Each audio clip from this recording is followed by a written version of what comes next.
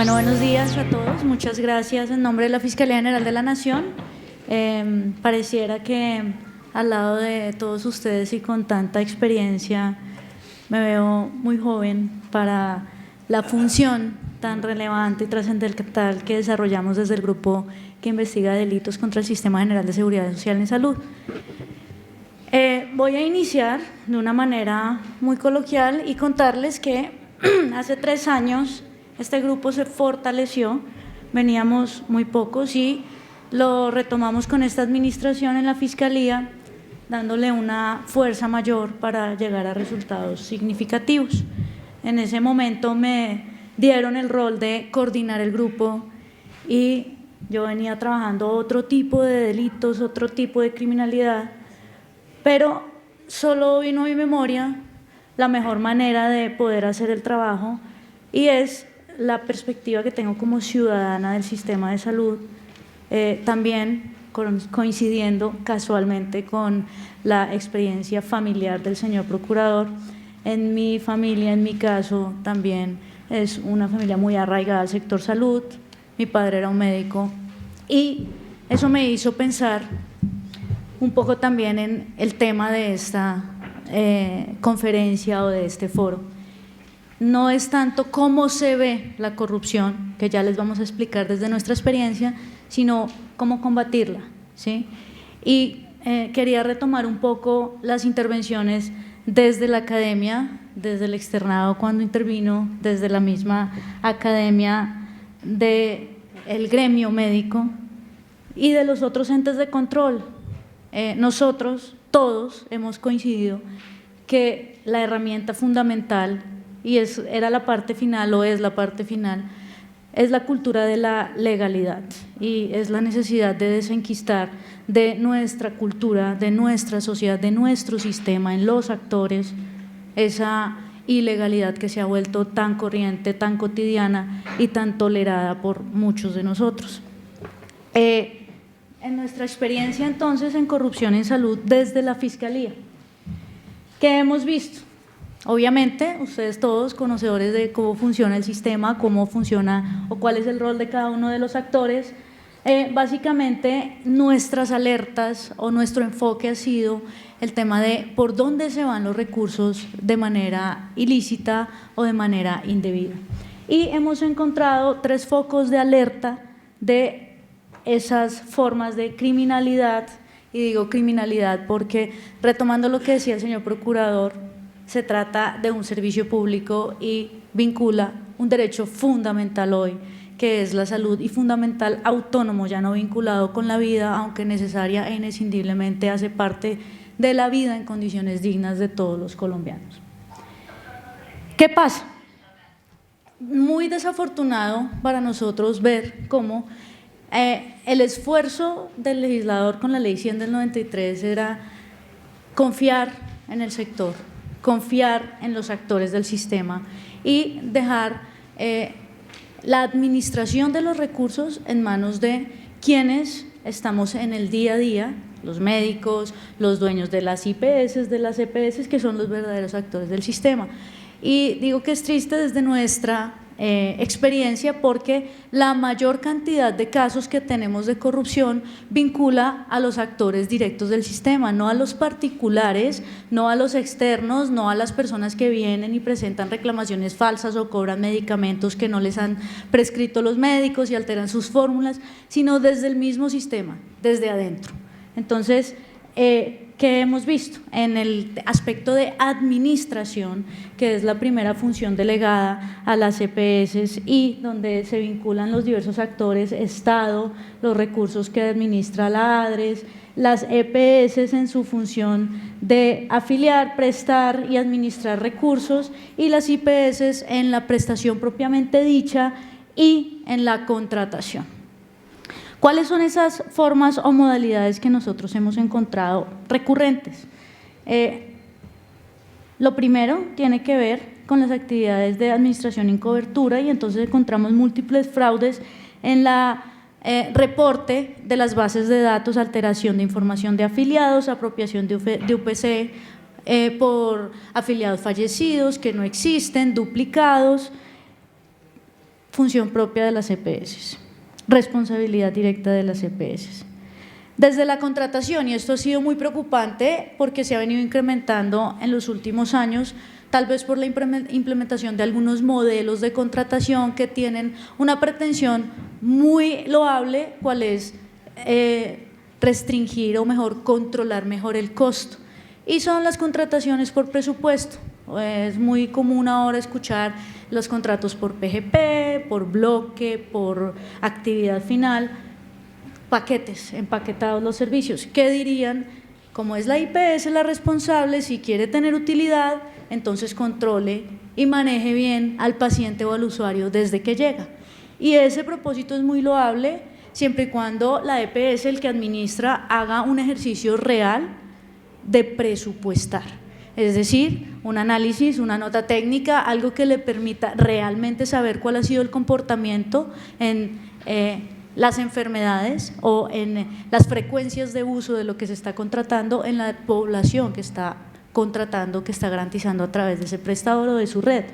Eso es lo que no ha ocurrido, esas son las falencias y entonces encontramos una forma muy grave de sacar los recursos del sistema que son la sobredimensionar los contratos, sobrecostearlos y terminan incluso dando contratos de gran trascendencia o de servicios muy importantes a unas IPS recién creadas sin experiencia, IPS incluso de garaje, que reciben miles de millones de pesos de manera mensual, presten o no presten el servicio y el sistema cada vez más complejo, más difícil en términos de financiación.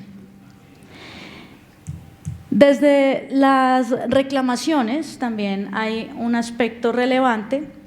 Perdón, me voy a volver un poco a la contratación y resaltar lo más lamentable que hemos evidenciado desde nuestra perspectiva, y es que aún con contratos que no estén sobredimensionados ni sobrecosteados, se ha replicado una práctica muy común y la hablaban hace un rato desde la primera intervención del externado, del doctor Vega, y era cómo se ha vuelto una aceptación común el pago de coimas, el pago de porcentajes frente al contrato o al costo contractual.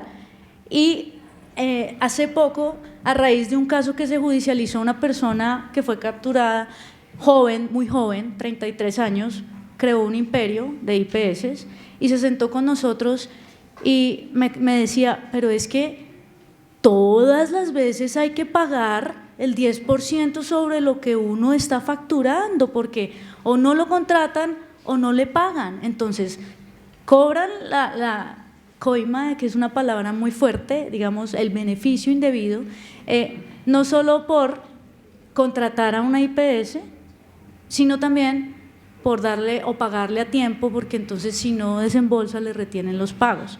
Prácticas realmente, digo yo, lamentables, porque lo que se está afectando en realidad es el usuario final, que somos todos nosotros los que día a día, y ninguno va a estar exento, porque la única realidad para todos es que algún día llegará nuestro final y todos tendremos o una enfermedad o una situación en nuestra familia o en nuestro mismo cuerpo que nos va a hacer eso, usuarios, no dueños del sistema.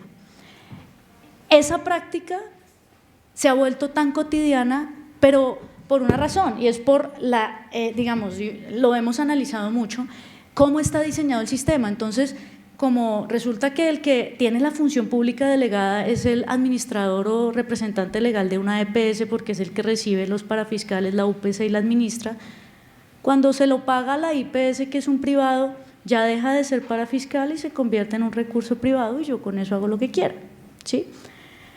Entonces, si yo le pago, pues es algo que yo quiero hacer y termina no siendo ilegal. Y además se atreven a afirmar, es que yo no estaba cobrando recursos, procedimientos o medicamentos que no utilicé, es que yo sí prestaba el servicio, es que mi clínica funciona correctamente.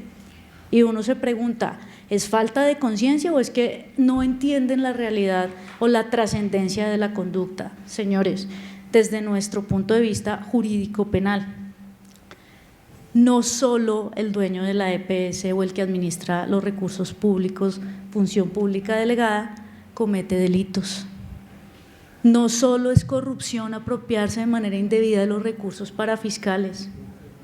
el que paga por un contrato o el que paga porque le den lo que está cobrando legalmente, también está incurriendo en actos de corrupción, pública o privada. Si le está pagando un servidor público, comete un cohecho que tiene una pena muy alta, delitos contra la administración pública que además les pueden derivar en una inhabilidad de por vida.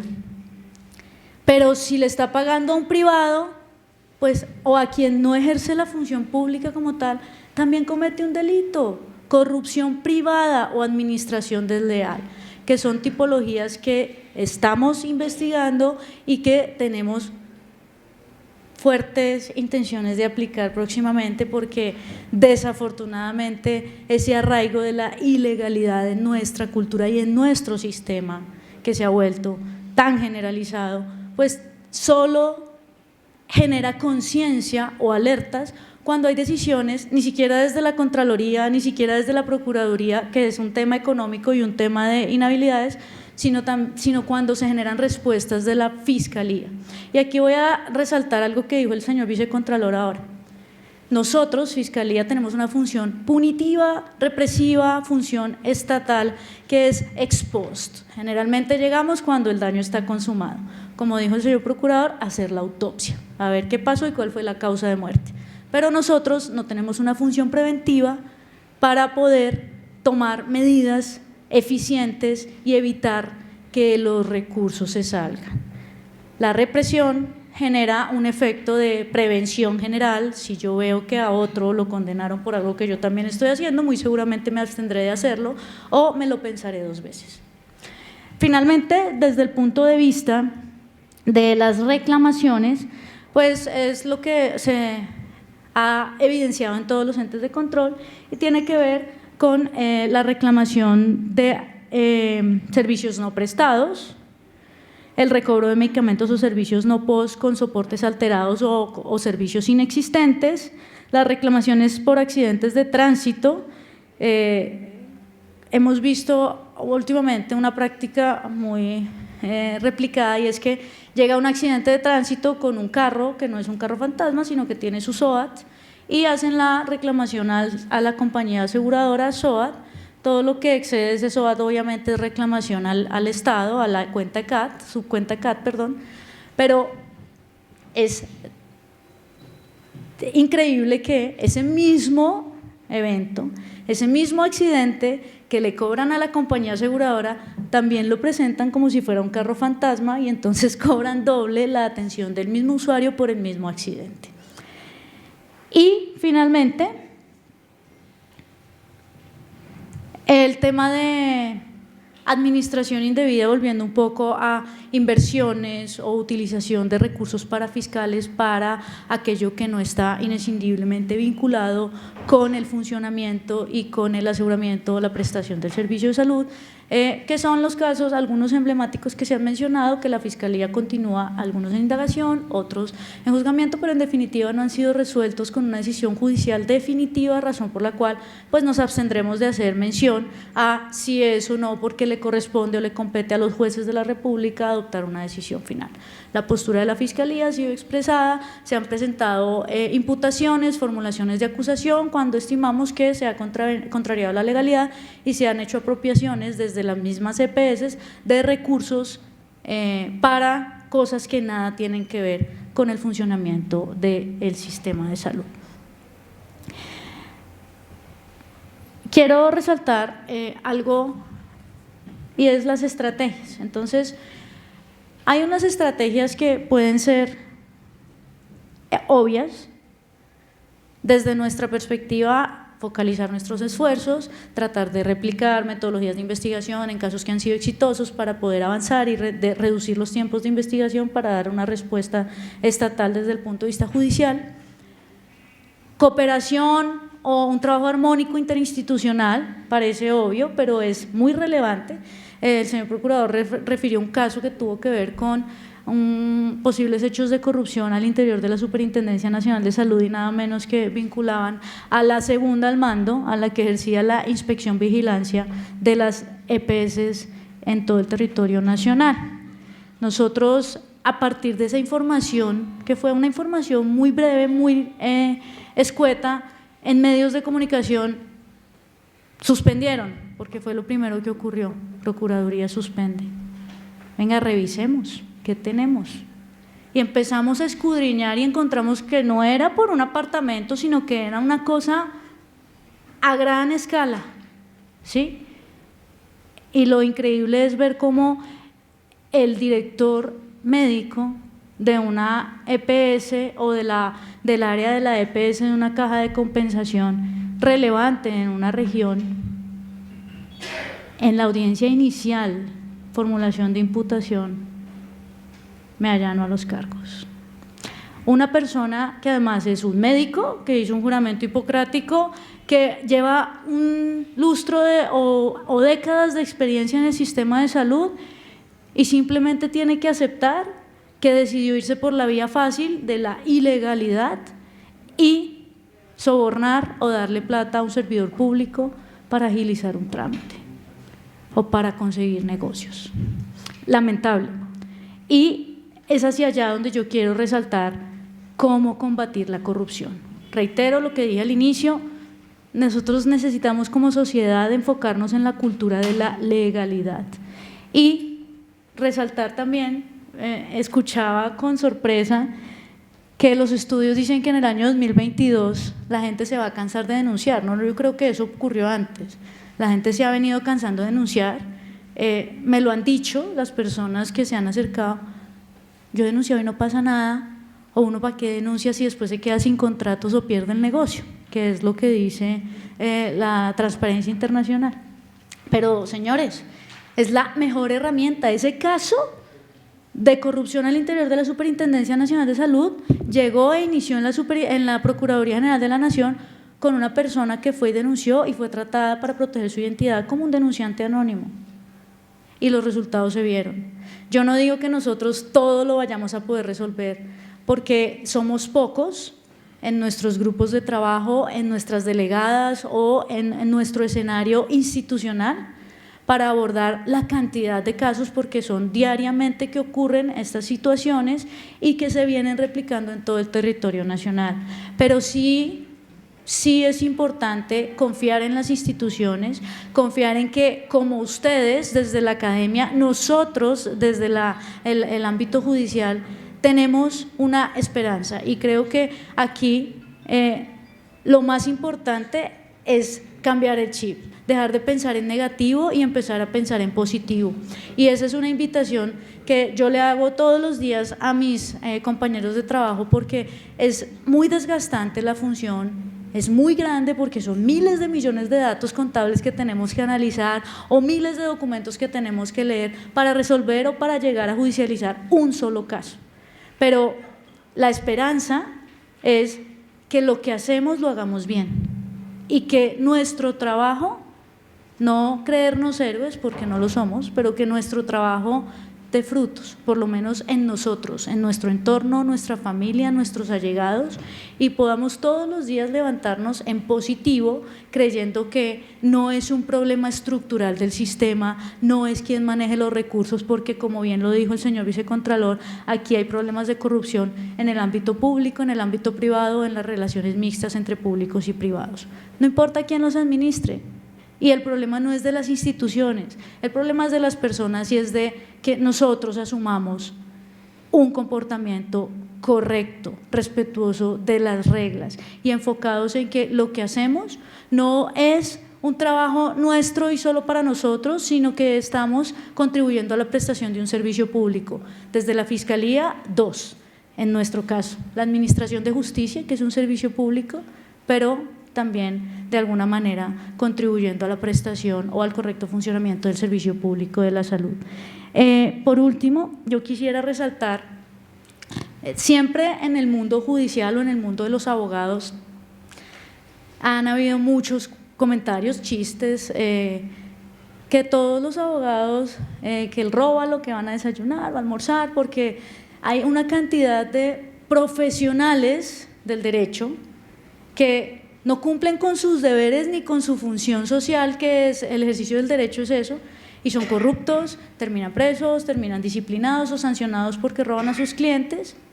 Y eso mismo ocurre, supongo yo, o es lo que veo desde mi perspectiva, en el gremio médico. Muchos de ustedes y todos los que estamos acá interesados en esta temática estamos creyendo que algo se puede hacer y queremos saber qué. Yo considero y siempre he pensado que el mayor problema es un problema de educación, de ética, y de ética no solo pública, sino de ética privada, porque acá estamos involucrados privados, todos los médicos, los prestadores, los independientes son privados, ¿sí? Es un problema de ética y por eso resalto y me encanta haber recibido esta invitación de la academia para que continúen y se fortalezca todo lo que tenga que ver con el funcionamiento de tribunales de ética o de el reproche o la sanción social, que a veces funciona más y llega más rápido. La tolerancia cero, que parecen eslogan de campaña, es en realidad lo que nosotros deberíamos aplicar todos los días. Desde que uno sale de su casa y maneja y se pone el cinturón, cumplir las reglas y pensar en positivo y creer que nosotros como sociedad y como sociedad desde el gremio médico podemos hacer que cambie. Si nosotros nos concientizamos y nos convencemos de eso, seguramente cambia y no nos damos cuenta. Yo revisaba, ponía el retrovisor en lo que hemos hecho en estos 3 años en el grupo de salud y creo que hemos trabajado más de lo que se ve, pero hemos hecho. Y hemos cambiado un poco desde nuestra institución el pensamiento de una golondrina no hace verano. Yo creo que todos tenemos un deber ético, de valores, de responsabilidad social y desde nuestro punto de vista seguiremos trabajando incansablemente. Este es uno de los objetivos estratégicos fijados desde el día 1 de esta administración, es decir, la prioridad es enfocarnos en combatir desde nuestras competencias la corrupción en el sector salud, porque el efecto es desastroso, nefasto, no para la economía, no para los grandes imperios, sino para todos, para los ciudadanos y para la sociedad. Gracias.